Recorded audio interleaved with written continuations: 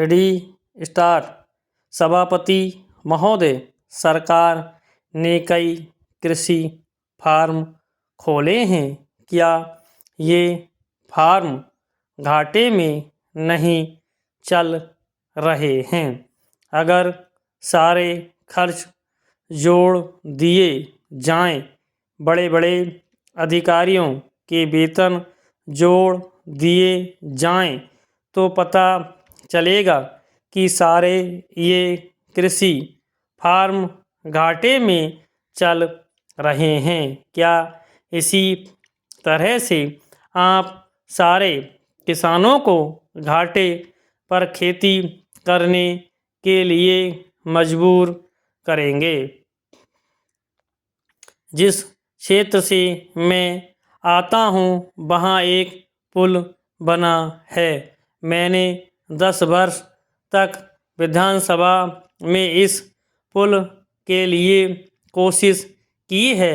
जिस दिन से मैं यहाँ आया हूँ बराबर उसकी चर्चा करता रहा हूँ, बराबर कोशिश कर रहा हूँ।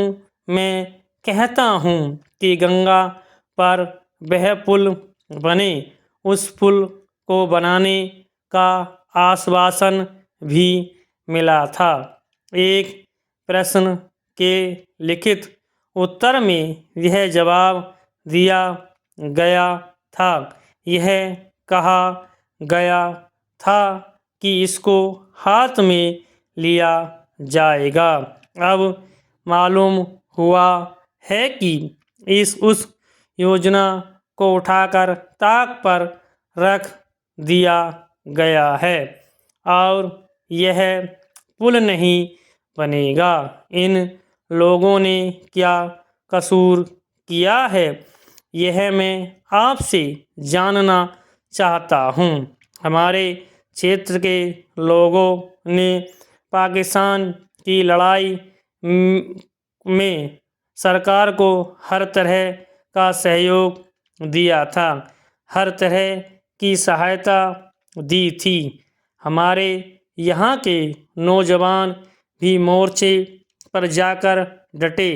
जिस समय पाकिस्तान के साथ हमारा युद्ध चल रहा था तो कहीं कोई बात नहीं थी, अन्न की कमी कहीं नहीं थी। अन्न की कमी भी हमारे विरोधी साथी पैदा करते हैं, जो यह चाहते हैं कि सरकार असफल हो जाए। ये लोग जो कहते हैं उसको आप समझें। एक तरफ तो हमारे मित्र की बात है जो देश के बड़े बड़े शहरों में दंगे करवाते हैं, दूसरी तरफ हम हैं जो उनकी बातों को नहीं समझ पाते। उनको सभी वे लोग मिल जाते हैं जो बेकार होते हैं या जो दंगे करवाने के लिए उत्सुक हैं। इसलिए सरकार का इन सारी चीज़ों की तरफ ध्यान जाना चाहिए और उसको सोचना चाहिए कि क्या तरीका इन सब से बचने का हो सकता है।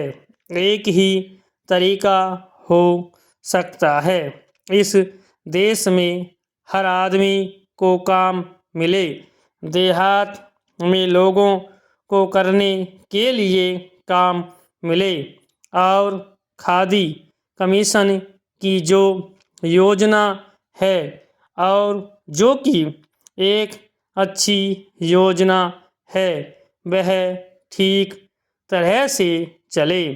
सौभाग्य से मैं आर्य समाज संगठन से संबंध रखता हूँ।